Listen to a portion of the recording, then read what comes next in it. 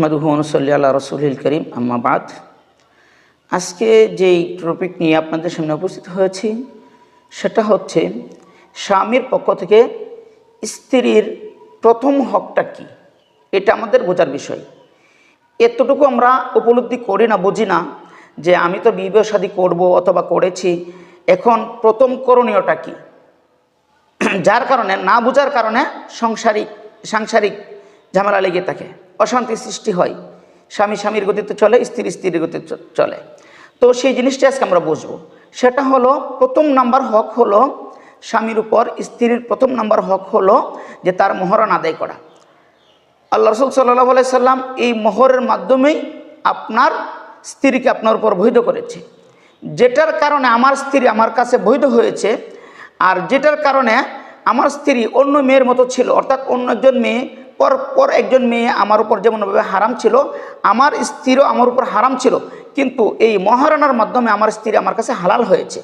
যেহেতু আমার স্ত্রী আমার কাছে হালাল হয়েছে মহারানার মাধ্যমে, সেই মহারানাকে আমি আদায় করেছি না, করি নাই। এই মহারানা আদায় না করার কারণে আমরা কি করি, এখানে তালবাহানা করি যে মোহর যখন আমরা ধার্য করি, প্রথম নাম্বার উচিত হলো যে ছেলের পক্ষ থেকে কতটুকু মোহর সে আদায় করতে সক্ষম, তার অ্যাবিলিটি কি আছে, ওই অনুপাতে তার মোহর নির্ধারণ করা। কিন্তু আমরা তা না বুঝে কী করি, বিশাল বড় এক বোঝা কী করি ছেলের উপর উঠায় দিই, যেটা ছেলে কোশ্চিনকালেও আদায় করতে সম্ভব হবে না। প্রথম নাম্বারে আমরা কী করি, মেয়ের পক্ষ থেকে ছেলের উপর জুলুম করি, আর এই জুলুমটা কী করে ছেলে গ্রহণ করার কারণে এখান থেকে সূচনা থেকে শুরু হয় আমাদের সমস্যাগুলা। এজন্য আমরা কি করব, প্রথম নাম্বার কাজ হলো যে ব্যক্তি বিবাহ শাদী করবে তার অ্যাবিলিটি কি আছে, মহারানা কতটুকু আদায় করতে পারবে, আমরা ওই পরিমাণ মোহর দিব। আর ওই পরিমাণ মোহর যখন আমরা ধার্য করব, তখন এই ধার্যর ক্ষেত্রে কি করবে ছেলে আনন্দের চিত্তে কি করবে, খুশির সাথে কি করবে, নগদ কি করবে, তার মহারানা আদায় করবে।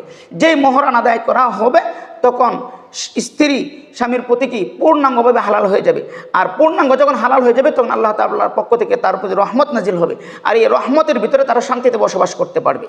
আর আমরা কি কাজ করি, আমরা বলি যে 12 লাখ টাকা, 14 লাখ টাকা, 15 লাখ টাকা মোহর ধার্য করি, আচ্ছা ঠিক আছে তুমি দিবানে।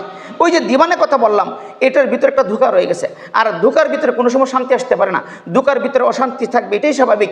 আর আমি আপনি কী করছি, ধোঁকার ভিতরেই পড়ে রয়েছি, এই জন্য আমাদের সাংসারিক জীবনে অশান্তি শুরু হয়েছে।